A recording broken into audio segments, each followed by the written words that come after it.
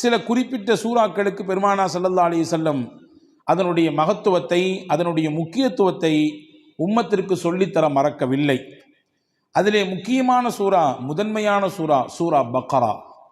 பெருமானா ஸல்லல்லாஹு அலைஹி வஸல்லம் அவர்கள் சொன்னார்கள், திருக்குரானிலேயே மிக நீளமான சூரா. அந்த சூறாவை பற்றி அறிமுகப்படுத்தும் பொழுது சொன்னார்கள், இக்ரஊ சூரத்தல் பக்ரா, நீங்கள் சூரா பக்ரா ஓதுங்கள், வீட்டிலே சூரா பக்ரா ஓதுங்கள். ஃபஇன்ன அஹ்தஹா பரக்கா, எந்த வீட்டில் சூரா பக்ரா ஓதப்படுமோ அந்த வீட்டுக்கு அல்லாஹ் பரக்கத்தை கொடுப்பான். அதை எடுத்துக்கொண்டவர், சூரா பக்ராவை ஓதக்கூடியவர் பரக்கத்தான பெருவாழ்வு வாழ்வார். வ தர்குஹா ஹஸ்ரா, அதை ஓதாமல் விட்டு விடுபவர் உள்ளபடியே அதனுடைய அருளும் அதனுடைய மகத்துவமும் தெரிந்ததற்கு பிறகும் அதை தொடாமல் இருக்கக்கூடியவர், அதற்கு ஓதுவதற்கான என்ன முயற்சியையும் எடுக்காமல் இருக்கக்கூடியவர் உள்ளபடியே கை செய்தத்திற்குரியவர் தான் என்று பெருமானா ஸல்லல்லாஹு அலைஹி வஸல்லம் அடையாளப்படுத்தினார்கள். இப்போ சூரா பக்ரா ஓதுங்கன்னு சொல்லி விடலை, அதை ஓதுறதுனால பரக்கத் கிடைக்கும் என்று பெருமானா ஸல்லல்லாஹு அலைஹி வஸல்லம் சொல்வதின் வழியாக பரக்கத் நம் வாழ்க்கைக்கு எவ்வளவு முக்கியமானது என்பதை சொல்லித் தருகிறார்கள். எனவேதான் மக்காவிலிருந்து மதீனாவுக்கு ரசூலுல்லாஹ் வருகிறார்கள். ஹிஜ்ரத் என்ற பயணத்தின் ஊடாக மக்காவில் ஏகதேசம் வாழ்வின் 80% கணிந்து போனது. மிச்சம் இருக்கக்கூடிய 20% அந்த வாழ்க்கையினுடைய காலகட்டம் மதீனாவிலே அல்லாஹ் ஏற்பாடு செய்திருந்தான். ஹிஜ்ரத் என்ற பயணத்தின் வழியாக மதீனாவுக்கு வந்தார்கள். வந்தவுடனே ஒரு துவா செய்தார்கள். மதீனா மண்ணுக்கு வந்தவுடன் ஒரு துவா செய்தார்கள். என்ன துவா கேட்டிருப்பார்கள் நினைக்கிறோம்? இங்கே எங்களுக்கு வாழ்வதற்கான இடத்தை கொடு, எங்களுக்கான அரசியல் சூழலை சரியாக்கி கொடு, எதிரிகளின் அச்சத்தை குறைத்து கொடு என்றெல்லாம் கேட்டார்களா? என்ன கேட்டார்கள்? ஹதீஸிலே வருகிறது, அல்லாஹும்ம ஜஅல் பில் மதீனத்தி லிஅஃபை மா ஜஅல்த பில் மக்கா மினல் பரக்கா. யா அல்லாஹ், உன்னுடைய ஆலயம் பைத்துல்லா இருக்கக்கூடிய மக்காவிற்கு எந்த பரக்கத்தை நீ கொடுத்திருக்கிறாயோ அதில் 2 பங்கை எனக்கு மதீனாவிலே கொடு என்று கேட்டார்கள். அங்கே இருக்கக்கூடிய பரக்கத்தில் 2 பங்கு இந்த மதீனாவுக்கு வேண்டும். பரக்கத்தோடு வாழுகிற வாழ்க்கையை எங்களுக்கு இங்கே ஏற்படுத்தித்தான் மக்காவில் தருவதை விட கூடுதலாக கொடு என்று பெருமானா ஸல்லல்லாஹு அலைஹி வஸல்லம் கேட்டிருப்பதாக நாம் ஹதீஸிலே பார்க்கிறோம். எனவேதான் ஒவ்வொரு நாளும் ஒவ்வொரு தொழுகையிலும் அல்லாஹ்விடத்திலே நாம் தெரிந்தோ தெரியாமலோ கேட்டுக்கொண்டே இருக்கிறோம். பரக்கத்தை நாம் உணர்ந்திருக்கிறோமா? அத்தஹியாத்தினுடைய இருப்பிலே நாம் கேட்கிறோம் பரக்கத்தை. அல்லாஹும்ம பாரிக் அலா முஹம்மத் வ அலா ஆலி முஹம்மத் கமா பாரக்த அலா இப்ராஹிம். இறைவா, முஹம்மது நபியின் மீதும் அவர்களுடைய குடும்பத்தினர் மீதும் நீ பரக்கச் செய்வாயாக, இப்ராஹிம் நபிக்கும் அவருடைய குடும்பத்திற்கும் எப்படி பரக்கச் செய்யதாயோ அதே போன்று என்று அல்லாஹ்விடத்திலே நபிகளை முன்வைத்து நாம் கேட்கிறோம். அவர்களுக்கு செய் என்றால் அதன் வழியாக எங்களுக்கும் கொடு என்ற அர்த்தம். இப்போ பரக்கத் என்பது வாழ்க்கையிலே தவிர்க்க முடியாத ஒன்று. பரக்கத்தான வாழ்க்கையை தான் நாம் எல்லோருமே ஆசைப்படுகிறோம். அந்த பரக்கத் நம்முடைய வாழ்க்கையில், நம்முடைய நிம்மதியில், நம்முடைய ஆரோக்கியத்தில், நம்முடைய தொழிலில், நாம் கை வைக்கக்கூடிய காரியங்களில் நிறைவாக கிடைக்கப் பெறும் பட்சத்திலே மன நிறைவான ஒரு வாழ்க்கையை நாம் அனுபவிப்பதாக நாம் உணரலாம். அதை பெறுவதற்கான வழிகள் என்ன என்பதை குறித்துத்தான் நாம் இங்கே பார்க்க போகிறோம் இந்த ஜும்மாவினுடைய உரையின் ஊடாக. அனஸ் இப்னு மாலிக் ரலியல்லாஹு அன்ஹு சஹாபாக்கள் ரொம்ப முக்கியமான சஹாபி. நபிகள் ஸல்லல்லாஹு அலைஹி வஸல்லம் அவர்களோடு சிறு வயதிலேயே அந்த தொடர்பை ஏற்படுத்தி கொண்ட உன்னதமான தோழர்களிலே ஒருவர். ரசூல் ஸல்லல்லாஹு அலைஹி வஸல்லம் மதீனாவுக்குள்ள வரும்பொழுது எல்லாரும் கிஃப்ட் கொடுத்தாங்க ரசூலுல்லாஹ்க்கு. இந்த அம்மா அனஸ் ரலியல்லாஹுடைய தாயார், அவங்க பேர் உம்மு சுலைம் ரலியல்லாஹு தஆலா அன்ஹா. அந்த அம்மாட ரசூலுல்லாஹ் கொடுக்கறதுக்குன்னு பெருசா ஒன்றும் இல்லை. 10 வயசு ஃபுல்லாக அனஸ் தான் இருந்தாங்க. அனஸ் ரலியல்லாஹு கையை பிடிச்சி கடகடன்னு எடுத்து கூட்டு போய் பெருமானா ஸல்லல்லாஹு அலைஹி வஸல்லம் கிட்ட ஒப்படைச்சிட்டு சொன்னாங்க, யா ரசூலுல்லாஹ் ஹாதிமுக அனஸ். எல்லாரும் கிஃப்ட் கொடுக்குறாங்க, என்கிட்ட கொடுக்கறதுக்கு இல்லை, என் புள்ள தான் இருக்காரு, இவரை கொடுத்துட்டேன் உங்களுக்கு. இவரை கொடுத்துட்டோம்னா என்ன பொருள்? இவர்தான் உங்களுக்கான ஊழியர், பணியாளர், நீங்கள் இடும் கட்டளையை செய்யக்கூடியவர். இவரை நீங்கள் வைத்து பயன்படுத்தி கொள்ளுங்கள். உங்களுக்கு பல விதங்களிலே இவர் பயன்பாட்டை கொடுப்பார். உங்களுடைய காரியங்களிலே இவரை வைத்து நீங்கள் வேலை வாங்கி கொள்ளுங்கள் என்று சொல்லிட்டு சொன்னாங்க. என் பிள்ளைய கொடுத்துட்டு நான் உங்கள்ட்ட எதிர்பார்க்கிறது வேற ஒன்றும் இல்லை, அவருக்கு நீ துவா செய்யணும், நீங்க அவருக்காக வேண்டி துவா செய்ய வேண்டும். நான் கடந்த வார ஜும்மாவிலேயே சொன்னேன் இல்லையா, ஒருவர் துஆ செய்யுங்கள் என்று சொல்லிவிட்டால் உடனடியாக நாம் என்ன செய்ய வேண்டும்? பாரக்கல்லா என்று துஆ செய்து விட வேண்டும். பாரக்கல்லா என்று முதல் கட்டமாக துவா செய்து விட, அதற்கு பிறகு அவரை குறித்து ஞாபகம் வந்தால் அவர் எது குறித்து உண்டான துவாவை நம்மிடத்திலே முன்மொழிந்தார், எந்த சிக்கலுக்காக வேண்டி கேட்டிருக்காரு, எந்த பிரச்சனைக்காக வேண்டி கேட்டிருக்காரு என்று தனிப்பட்ட முறையில் நமக்கு நினைவு இருந்தால் அதை சொல்லி அல்லாஹ்விடத்திலே கேட்பது, இது மிக உயர்ந்த பண்புகளில் ஒன்று. அதனால் கிடைக்கக்கூடிய பலன் என்ன என்பதை கடந்த வார ஜும்மாவிலே நான் உங்களுக்கு ஞாபகப்படுத்தியிருக்கிறேன். இப்போ ஹஸரத் ரசூலுல்லாஹி ஸல்லல்லாஹு அலைஹி வஸல்லம் இடத்திலே உம்மு சுலைம் ரலியல்லாஹு தஆலா அன்ஹா தன்னுடைய பிள்ளையை ஒப்படைத்து விட்டு சொன்னார்கள், உதுஉ, இவருக்கு துவா செய்யுங்கள், அவ்வளவுதான், இவருக்கு நீங்கள் துவா செய்யுங்கள், அது மட்டும் போதும், வேற எதுவும் எனக்கு எதிர்பார்ப்பு இல்லை. உடனே ரசூலுல்லாஹ் துவா செஞ்சாங்க, அனஸ் ரலியல்லாஹு துவா செஞ்சாங்க. என்ன செஞ்சிருப்பாங்க? யா அல்லாஹ் நல்ல நீண்ட ஆயிலை கொடு, அல்லது நிறைய இவருக்கு என்றெல்லாம் கேட்பதற்கு முன்னால் பெருமானார் செய்த துவா, அல்லாஹும்ம பாரிக் ஃபி உம்ரி, யா அல்லாஹ் இவர் ஆயிலே நீ பரக்கச் செய்வாயாக, நீண்ட ஆயிலை கொடுப்பாயாகன்னு கேட்கல, இவர் ஆயில்ல நீ பரக்கச் செய்வாயாக. அல்லாஹும்ம பாரிக் ஃபி அவுலாதி, இவருக்கு நீ கொடுக்கக்கூடிய குழந்தை செல்வங்களிலே பரக்கச் செய்வாயாக. அடுத்து சொன்னாங்க, அல்லாஹும்ம பாரிக் லஹு ஃபீமா அதைத லஹு, இவருக்கு நீ என்னெல்லாம் கொடுக்கணும்னு நினைச்சிருக்கியோ எல்லாத்தையும் பரக்கத் செஞ்சிரு. இவர் ஆயில்ல பரக்கத் செஞ்சிரு, இவருடைய குழந்தை குட்டிகளில் பரக்கத் செஞ்சிரு, நீ என்னெல்லாம் இவருக்கு கொடுக்கணும்னு நினைச்சிருக்கியோ எல்லாவற்றிலும் நீ பரக்கத் செய்துவிடு என்று பெருமானார் ஸல்லல்லாஹு அலைஹி வஸல்லம் அவர்கள் துவா செய்ததாக நாம் ஹதீஸ்ல பார்க்கிறோம். நிறைய குடுன்னு கேட்கல, நீண்ட ஆயில நிறைய வயசு வாழணும் அப்படி குடுன்னு ரசூலுல்லாஹ் கேட்கல, நீ கொடுப்பதில் நிறைந்த பரக்கத்தை கொடு என்று கேட்பதிலிருந்து நமக்கு புரிகிறது, வாழ்க்கையிலே நிறைய என்பதை விட பரக்கத்தான் முக்கியம். அதிகம் எண்ணிக்கை என்பதை விட குறைவாக இருந்தாலும் அதன் மூலம் கிடைக்கக்கூடிய பலன் பரக்கத்தாக இருக்க வேண்டும் என்பதுதான் முக்கியம் என்று நாம் இதிலிருந்து புரிந்து கொள்கிறோம். அந்த பரக்கத்தான வாழ்க்கையை பெறுவதற்கு ஒரு 8 அம்ச திட்டத்தை நான் இன்றைக்கு உங்களுக்கு நான் சொல்ல போகிறேன். 8 விதமான விஷயங்களை நாம் பின்பற்றுகிற பொழுது அல்லாஹுவின் பரக்கத்தை நம்மால் முழுமையாக அடைந்து கொள்ள முடியும். நம்பர் 1, முதலில் பரக்கத்தை பெறுவதற்கு நாம் என்ன முயற்சியை மேற்கொள்வது? 1, ரசூலுல்லாஹ் சொன்னாங்க, உங்களில் யார் வயசுல பெரியவங்களோ அவங்களில் நீங்க மரியாதை கொடுப்பதிலிருந்து, உங்கள் காரியங்கள் அனைத்திலும் அவர்களை முன்னிலைப்படுத்துவதிலிருந்து அல்லாஹ் உங்களுக்கு பரக்கத்தை தருவான். வாப்பாக்கு வயசாயிடுச்சு, வீட்டில் மூத்தவங்க தான் இருந்தாலும் இந்த விஷயங்கள்லாம் அவங்களுக்கு அந்த அளவுக்கு பிடிபடாது, அதனால சொல்லிக்கலாம், எல்லாம் முடிஞ்சு கடைசியில சொல்லிக்கலாம் என்பதல்ல. ஒரு கட்டத்தில் அவரும் வாலிபம், குழந்தை பேரு, தொழில், வியாபாரம் என்று எல்லாவற்றையும் கடந்துதான் வந்திருக்கிறார். இப்பொழுது அவருக்கு வயதான நிலை, வயோதிகம், அதனாலே அவரை ஒதுக்கி வைக்குதல், தள்ளி வைக்குதல் என்பதெல்லாம் இல்லை. என்ன விஷயம் செய்தாலும் பெரியவர்களுக்கான முன்னுரிமையை, முன்னிலைப்படுத்துதலை, அவர்களுக்கான மரியாதையை நீங்கள் நிறைவாக செய்யுங்கள். இதன் ஊடாக அல்லாஹ் உங்களுக்கு பரக்கத்தை தருவான். எந்த வீட்டில் பெரியவர்களுக்கு மரியாதை இருக்கிறதோ அந்த வீட்டிலே பரக்கத் இருக்கிறது என்று பொருள். எந்த வீட்டில் பெரியவர்கள் உதாசீனம் செய்யப்படுகிறார்களோ, வயதிலே மூத்தவர்கள் வேண்டா வெறுப்பாலோ அவர்கள் பராமரிக்கப்படுகிறார்களோ, அவர்களின் பேச்சுக்கும் அவர்களுடைய ஆலோசனைக்கும் முன்னுரிமை கொடுக்கப்படாமல் தள்ளி வைக்கப்படுகிறார்களோ, புரிந்து கொள்ளுங்கள், அங்கே பரக்கத் எடுபடுகிறது என்று பொருள். பெருமானார் ஸல்லல்லாஹு அலைஹி வஸல்லம் அவர்களுக்கு ஒரு நாள் ஒரு அன்பளிப்பு வந்தது. ஒரு கிண்ணம் நிறைய பால். ரசூலுல்லாஹ் பொதுவாகவே தனக்கு கிஃப்ட் வந்துச்சுன்னா தான் பயன்படுத்துவாங்க. சில நேரங்களில் பக்கத்தில் இருக்கிறவங்களுக்கு கொடுத்து அதை பயன்படுத்த துவங்குவாங்க. அன்னைக்கு பால் வந்திருக்கு. தபரானி ஷரீஃபில் இந்த ஹதீஸ் வருகிறது.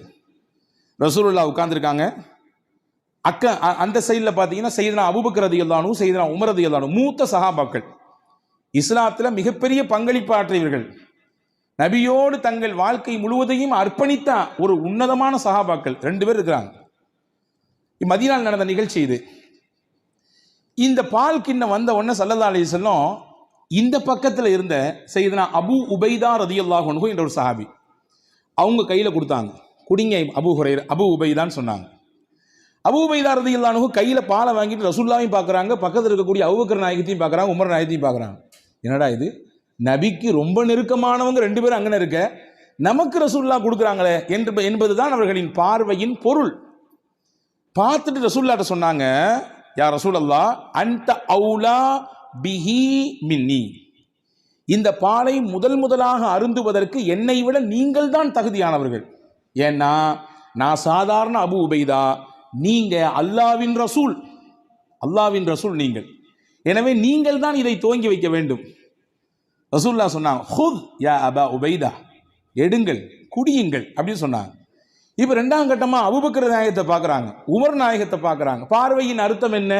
என்னை விட இஸ்லாமிய வருகையில் முதன்மையானவர்களாச்சே இவர்கள் எல்லாம், பங்களிப்பு செய்வதிலே முக்கியமானவர்களாச்சே இவர்கள் எல்லாம், அவங்க குடிச்சா நல்லா இருக்குமே என்ற பெருந்தன்மையான மனதோடு செய்தனா அபூ உபைதா ரலியல்லாஹு பார்க்கும் பொழுது ரசூலுல்லாஹ் அப்பவும் சொன்னாங்க, அபூ உபைதா நீங்க தான் குடிக்கணும், குடிங்கன்னாங்க.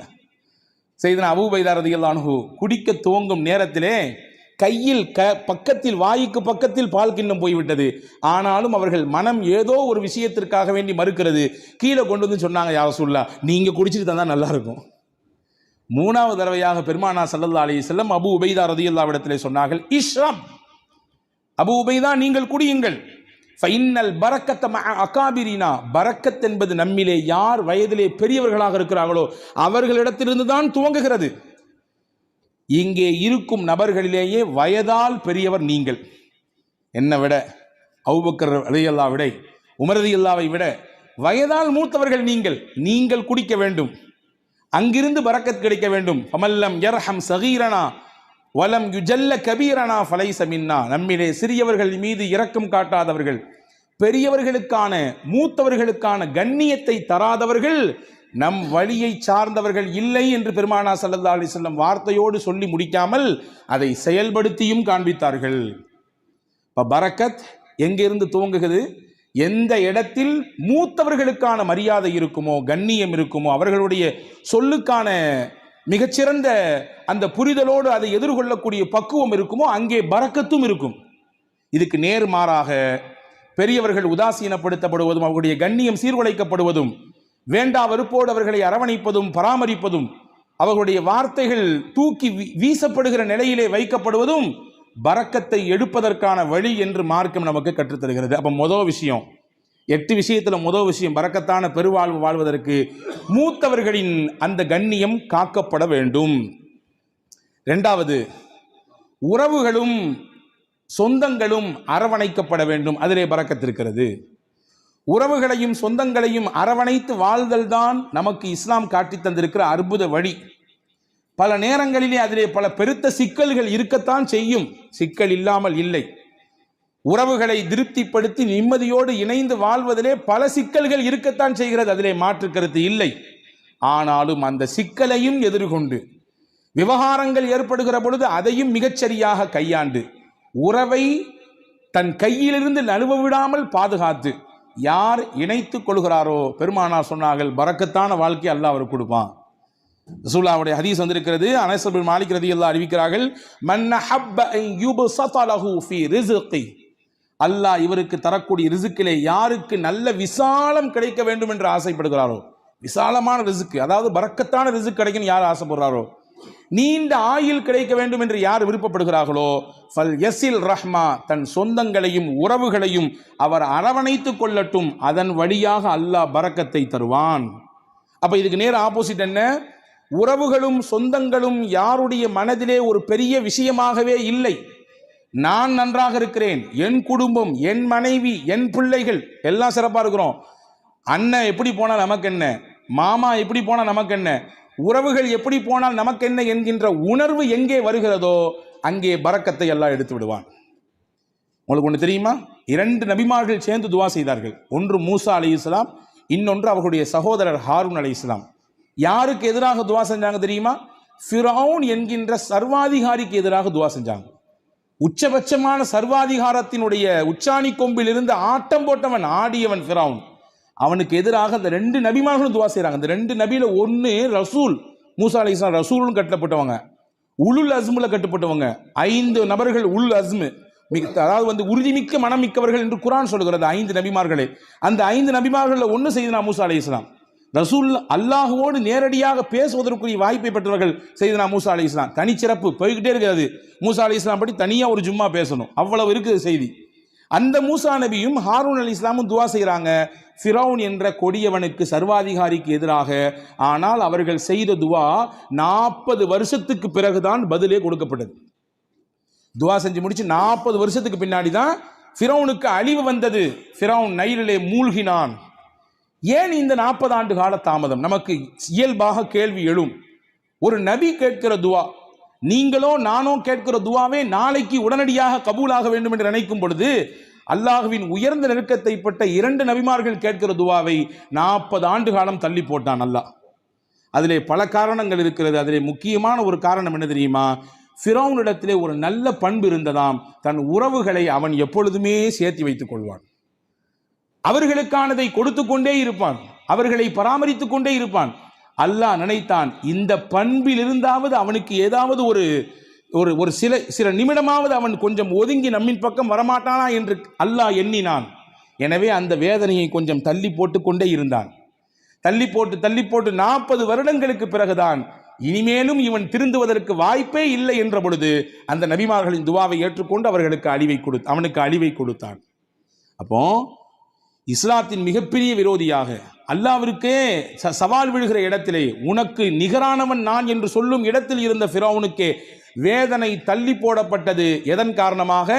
உறவை அவன் சேர்த்து கொண்டான், உறவை அவன் பிரியவில்லை, உறவுக்கானதை மிகச்சரியாக கொடுத்தான் என்ற ஒரு காரணத்திற்காக. அப்படி என்றால் அல்லாஹ்வுக்கு விரோதிலாம் நம்ம கிடையாது. அல்லாஹ்வுக்கு நேர் நிகராக நின்று சமமாக சண்டை போடுபவர்கள் கிடையாது நாம்.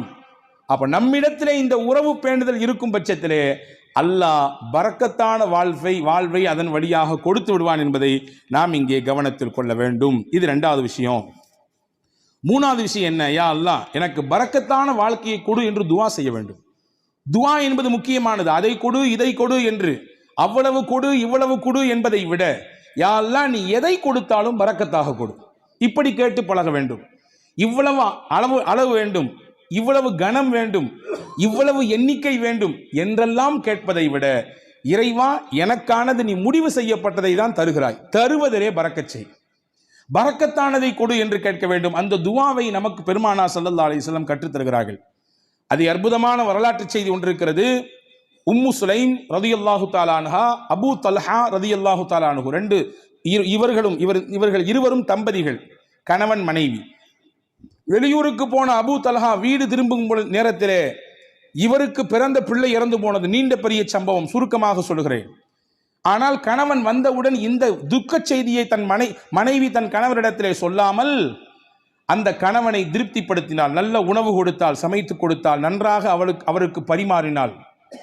இரவிலே அந்த கணவனின் திருப்தியோடு அவரை மிக சந்தோஷப்படுத்தினார் அந்த பெண்மணி. மகிழ்ச்சியாக அவர்களுக்கு அந்த இரவு தாம்பத்தியத்திலே கழிந்தது.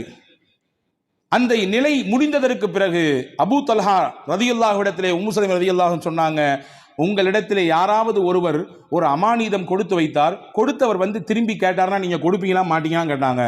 அபூ தல்ஹா சொன்னார், எப்படி கொடுக்காம இருக்க முடியும்? கொடுத்தவர் கேட்டால் திருப்பி கொடுக்கத்தானே செய்யணும்.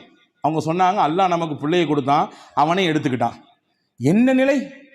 இப்படி நான் வந்த உடனே இந்த செய்தியை சொல்லாம இப்படி நான் இப்பொழுது நான் அசுத்தமாக இருக்கும் நிலையில் இப்படி சொல்றியே, நாளை கால் நபி இடத்திலே நான் போவேன், இந்த செய்தியை சொல்லுவேன், என்ன ஏதென்று கேட்பேன் என்று ஹஸரத் அபூ தல்ஹா ரலியல்லாஹு அன்ஹு சொன்ன பொழுது மறுநாள் காலை விடிந்தது. நபி இடத்திலே போனார்கள், செய்தியை சொன்னார்கள். ரசூலுல்லாஹ் அங்கே ஒரு அழகான துவாவை செய்தார்கள். நேற்றிரவு நீங்கள் இருவரும் ஒன்று கூடினீர்கள், தாம்பத்திய உறவை வைத்துக் கொண்டீர்கள். அல்லாஹும்ம பாரிக் லஹுமா லகுமா ஃபீ காபிரி லைலத்திகுமா. நேற்றிரவு நீங்கள் கூடிய கூடுதலிலே அல்லாஹ் பரக்கத் செய்வானாக, உங்களுக்கு மிகச்சிறந்த பகரத்தை தருவானாக. எந்த பொறுமையோடும் எந்த அல்லாஹ்வின் நம்பிக்கையோடும் உங்கள் மனைவி அப்படியான ஒரு நிலையை மேற்கொண்டார்களோ அதற்கு பகரமாக அல்லாஹ் உங்களுக்கு பரக்கச் செய்வான், சிறந்த சந்ததியை தருவான் என்று துவா செய்தார்கள். வரலாற்றிலே வருகிறது, அங்கே இருந்து பிறந்த பிள்ளை வாழ்வாங்கு வாழ்ந்தார்கள், செழிப்பாக வாழ்ந்தார்கள். கல்வி, பொருளாதாரம், வாழ்க்கையின் மேல்தட்டில் இருக்கும் விதத்திலே, எல்லோரும் பார்த்து போற்றும் விதத்திலே அந்த பிள்ளைகளின் வாழ்க்கை எல்லாம் இருந்தது. இதற்கு முக்கிய காரணம் நாயகத்தினுடைய துவா. துவா செய்யணும், யா அல்லாஹ் நீ கொடுப்பதிலே எங்களுக்கு பரக்கத் செய்வாயாக, என்ன கொடுத்தாலும் பரக்கத்தாக கொடுப்பாயாக என்று துவா செய்ய வேண்டும். இது பரக்கத்தான வாழ்க்கைக்கான 3வது அம்சம். 4வது அம்சம் என்ன? நம்மிடத்தில் எது இருக்கிறதோ அதை பகிர்ந்து கொள்ள வேண்டும். பகிர்தலிலே பரக்கத் இருக்கிறது. தனக்கும் மட்டும்தான், தன் குடும்பத்துக்கும் மட்டும்தான் என்கின்ற குறுகிய மனப்பான்மையிலிருந்து வெளியே வர வேண்டும். எது இருந்தாலும் அதை பகிர்கிற அந்த பக்குவம் எந்த நபரிடத்திலே வருகிறதோ அல்லாஹ் தானாக பரக்கத்தை தருவான். ரசூலுல்லாஹி ஸல்லல்லாஹு அலைஹி வஸல்லம் ஹதீஸ் வந்திருக்கிறது, தஆமுல் வாஹிதி யக்ஃபிஸ் இஸ்னைன் வ தஆமுல் இஸ்னைனி யக்ஃபில் அர்பஅ. 2 நபருக்கான உணவு தான், ஆனால் 3 பேர் வந்துட்டாங்க. ஐயோ 2 பேர் தானே சாப்பாடு இருக்குது, 3வது நபர் வந்துட்டாரே என்று யோசிக்க வேண்டாம், விரிச்சு வைங்க, அவரையும் சேர்த்துங்க. அல்லாஹ்வின் ரசூல் சொன்னாங்க, 2 பேருக்கான உணவாக இருந்தாலும் நீங்கள் பகிர வேண்டும் என்ற சிந்தனைக்கு வந்துவிட்டால் அதை 3க்கும் போதுமானதாக அல்லாஹ் ஆக்கி விடுவான். 3 பேருக்கான உணவு தான், ஆனா 5 பேர் இருக்கிறாங்க, 2 பேரை தள்ளி விடாதீங்க, இது பத்தாது, நமக்கே பத்தாது, யானை பசிக்கு சோள புரியா அப்படின்னு கேட்ட மாதிரிலாம் நம்ம கதை பேச வேண்டாம், சேர்த்திக்குங்க. ரசூல் சொன்னாங்க 3 நபருக்கான உணவு தான், நீங்கள் சேர்த்து ஷேர் செய்யும் பொழுது, அதிலே பகிர வேண்டும் என்ற எண்ணம் வரும் பொழுது அதிலே அல்லாஹ் 5 நபருக்கான பரக்கத்தை செய்து விடுவான்.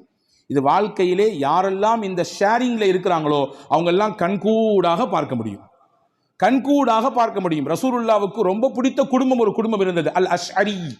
ரொம்ப பிடிக்கும் அவங்கள ரசூலுல்லாஹ். எந்த அளவுக்குன்னா அவங்க என் குடும்பம் ரசூலுல்லாஹ் சொன்னாங்க, என் குடும்பம் அவங்க, என்னிலிருந்தும் அவர்கள், அவர்களிலிருந்தும் நான் என்று சொன்னார்கள். சஹாபாக்கள் ஒன்றும் புரியும், ஏன் இந்த குடும்பத்தை மட்டும் ரசூலுல்லாஹ்க்கு ரொம்ப பிடிக்குது? விவரத்தை கேட்டு போனா ரசூலுல்லாஹ் சஹாபாக்கள்கிட்ட சொன்னாங்க, அவங்கள்ட்ட ஒரு சிறந்த பண்பு இருக்குது, தாங்கள்கிட்ட எல்லாரும் ஒரு பயணத்தில் போனானா எல்லாரும் தனித்தனியாக சாப்பாடு கொண்டு வருவாங்க, யாராவது 1-2 பேருடைய சாப்பாடு சீக்கிரமாக தீர்ந்து போயிடும். நீண்ட தூர பயணம் என்பதினாலே அவர்களை அப்படியே கழட்டி விட்டுற மாட்டாங்க, நீங்க கொண்டு வந்து காலியாக போச்சா அப்படித்தான் போச்சு, இப்போ இன்னும் 30 தூரம் இருக்குது, இன்னும் 500 கிலோமீட்டர் போனோம் அப்படித்தான் என்று விட்டு விட மாட்டார்கள்.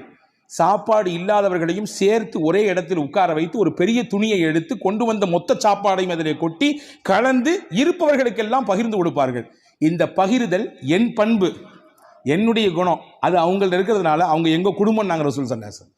இப்போ பகிர்தல் இது பரக்கத்திற்கான பெரிய வழி. நம்மிலே எது இருக்கிறதோ அதை பகிர்ந்து கொள்வது, குடிப்பதற்கு இவ்வளவுதான் நீர், அதை பகிர்ந்து கொள்வது, உணவு இவ்வளவுதான் இந்த இடத்திற்கான விஷயம், பகிர்ந்து கொள்வது. எனக்கு மட்டும் வேணும், என் குடும்பத்துக்கு மட்டும் வேணும் என்று முன் தயாரிப்பு செய்து முன்னால் எடுத்து வைப்பதை விட இருப்பதை கொண்டு பகிர்வதனால் அல்லாஹ் பரக்கத்தை தருவான். இது 4வது வழி. 5வது பரக்கத்துக்கான முக்கியமான வழி, இன்னைக்கு நம்மள பல பேர் மறந்துவிட்ட விஷயம், சாப்பிடும் பொழுது எல்லாரும் சேர்ந்து உட்கார்ந்து சாப்பிடுங்க. நாங்கள் சொல்லலாம், எல்லாரும் சேர்ந்து உட்கார்ந்து சாப்பிடுங்க, தனித்தனியாக சாப்பிடாதீங்க. ஆனால் இன்னைக்கு காலப்போக்கில் வேக உலகத்தில் இருக்கிறோம் நாம், அதனாலே பல விஷயங்களை இழந்து விட்டோம். ஆனால் நம் முன்னோர்கள், நம்முடைய தாய் தகப்பன், நம் தாதி எல்லாம் நம்முடைய வீடுகளிலே சேர்ந்து தான் உட்கார்ந்து சாப்பிடுகிற வழக்கத்தை சொல்லி தந்திருக்கிறார்கள். இன்னைக்கு வரையே சில ஊர்களிலே கலன் சாப்பாடு என்று ஒன்று இருக்கிறது, ஒரே பிளேட்ல உட்கார்ந்து மொத்தமாக சாப்பிடுறது, ஒரே பிளேட்ல உட்கார்ந்து 4 பேர் 5 பேர், இதுவெல்லாம் நிகழ்ச்சிகளுக்கு என்பதை தாண்டி சாதாரணமாக இயல்பாக அன்றாட சாப்பாடு அப்படி சாப்பிடுகிற பழக்கம் இன்னைக்கும் சில ஊர்களிலே இருக்கிறது. ஆனால் கால ஓட்டத்தில் அதெல்லாம் நம்ம விட்டுட்டோம். ஒரே வீட்டில் இருக்கிறோம், 5 பேர் தான் இருக்கிறோம், 5 பேரும் 5 டயத்தில் சாப்பிட்றோம். சஹாபாக்கள் வந்து ரசூலுல்லாஹ்ட்ட ஒரு நாள் சொன்னாங்க, யா ரசூலல்லாஹ் இன்னா நாக்குலு வலா நஷ்பஉ, நிறைய சாப்பிட்றோம், வயிறே நிறைய மாட்டேங்குது, என்ன செய்யறதுன்னு கேட்டாங்க. சஹாபாக்கள் ரசூலுல்லாஹ் கேட்டாங்க, அன்தும் தாக்குலூன ததஃபர்ரகூன், எல்லாருமே தனித்தனியாக சாப்பிட்ற மாதிரி தெரியுது, ஆமாவான்னு கேட்டாங்க. எல்லாரும் வீட்டில் சேர்ந்து சாப்பிட்றீங்களா தனித்தனியாக சாப்பிட்றீங்களா? இல்லை தனித்தனியாக சாப்பிட்றோம். ரசூல் சொன்னாங்க, இஜ்மாஉ அலா துஆமிக்கும் வதுகுரு ஸ்மல்லாஹி அலை யுபாரக லக்கும் ஃபீஹா. 2 விஷயத்தை செய்யுங்க சாப்பிடும் பொழுது, எல்லாரும் சேர்ந்து சாப்பிடுங்க, முடிந்த அளவுக்கு சேர்ந்து சாப்பிடுங்கள். சேர்ந்து சாப்பிடுவதற்கு ஒரு நாளில் ஒரு வக்து தான் முடியும், இந்த நேரத்தில் மட்டும்தான் எங்களால் சேர்ந்து சாப்பிட இயலும், காலை அல்லது இரவு அல்லது மதியம், அந்த ஒரு நேரத்தில் எல்லாரும் சேர்ந்து உட்காருங்கள். குடும்பத்தோடு சேர்ந்து உட்கார்ந்துட்டு சாப்பிட்றதுக்கு முன்னாடி பிஸ்மில்லா என்று சொல்லுங்கள். நீங்க கை தொட்டு கேளுங்க, நானும் என் நெஞ்சத்துல கை தொட்டு கேட்கிறேன். அன்பர்களே, எத்தனை குடும்பத்திலே எல்லாரும் சேர்ந்து உட்கார்ந்து பிஸ்மில்லாஹிர் ரஹ்மானிர் ரஹீம் என்று சத்தம் போட்டு சொல்லி நாம் அந்த சாப்பாட்டிலே கையெடுத்து வைக்கிறோம். மலேசியா போன்ற பெருநகரங்களிலே அல்லாஹ் பரக்கத்தை கொட்டுகிறான், அது தனிப்பட்ட விஷயம். நான் அங்கே இருக்கக்கூடிய ஒரு சிறப்பு அம்சத்தை சொல்லுகிறேன். சாப்பிடும் பொழுது குடும்பத்தில் உட்கார்ந்து விட்டால் உடனடியாக யாரும் உணவிலே கை வைக்க மாட்டார்கள், எல்லாரும் உட்காரணும். உட்கார்ந்த உடனே அந்த வீட்டில் இருக்கக்கூடிய பெரியவர் சொல்லுவார், பிஸ்மில்லாஹிர் ரஹ்மானிர் ரஹீம் ஆரம்பிங்கம்பார். அதுக்கு பின்னால் தான் சாப்பிடவே துவங்குவார்கள். எனக்கு என்னவோ தெரியவில்லை, அந்த வார்த்தையை அவர்கள் முழுவதுமாக பின்பற்றுவதானோ என்னவோ அல்லாஹ் பரக்கத்தை கொட்டென்று கொட்டுகிறார், பல ரூம்களில் தர்றான். எனவே உணவின் சமயத்திலே நாம் சேர்ந்து சாப்பிடுவது பரக்கத்திற்கான முக்கியமான வழி. இது 5வது விஷயம். 6வது விஷயம் என்ன? ரசூலுல்லாஹ் சொன்னாங்க, உங்க வீட்டுக்குள்ள போகும்போது சலாம் சொல்லிட்டு போங்க, சலாம் சொல்லிட்டு வெளியே வாங்க, இது பரக்கத்தை உங்க வீட்டுக்கு தரும் நாங்கள் ரசூலுல்லாஹ். ஹஜ்ரத் ரசூலுல்லாஹ் சொன்னாங்க 3 விஷயம் அல்லாஹ்வுடைய பொறுப்பு, அல்லாஹ்வுடைய கண்ட்ரோல்ல வந்துடுது.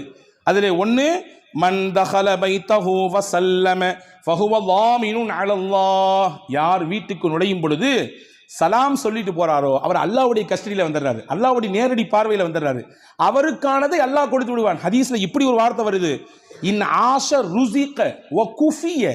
அவர் வாழ்ந்தால் மனநிறைவான வாழ்க்கையை வாழ்வார். வ இன் மாத்த அத்ஹலஹுல் ஜன்னா. இதை அப்படி கண்டினியூவா ஃபாலோ பண்ணாருன்னு சொன்னா 3 விஷயம் சொன்னாங்க. அந்த 3ல ஒன்று தான் நான் சொல்லியிருக்கேன். 2 தேவைப்படுறவங்க தனியாக வந்து கேளுங்க.